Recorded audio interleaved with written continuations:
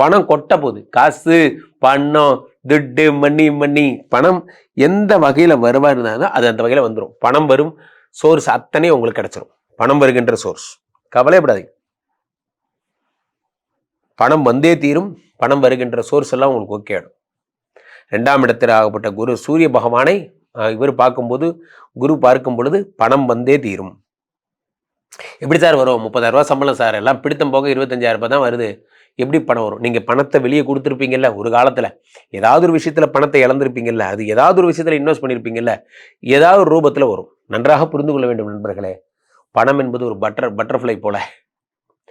அது நம்ம மேலே வந்து சில நேரங்களில் உட்காரும். அப்படியே உட்காந்துட்டே இருக்கணும்னு எதிர்பார்க்கக்கூடாது. உட்காந்துருக்கிற நேரம் என்ஜாய் பண்ணிக்கிறோம்.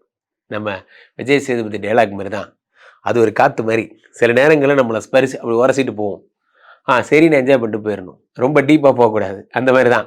ஸோ அப்போ அடுத்ததாக இந்த குரு பகவான் தருகின்ற பலன் 7ஆம் இடத்தை பார்க்கிறார். வெளிநாடு போகிறீங்க, கனடா போகணும், அமெரிக்கா போகணும் சார், என் வாழ்க்கையில் லண்டனுக்கு போகணும் சார் போன்ற விஷயங்கள், ஏதாவது ஒரு குளிர் பிரதேசங்களுக்கு போகிறத வாழ்வின் லட்சியமாக சில பேர் வச்சுருப்பான். சார் இந்த கட்டை லண்டனில் தான் சார் அந்த மாதிரி இது சத்தியமே பண்ணியிருப்பான்.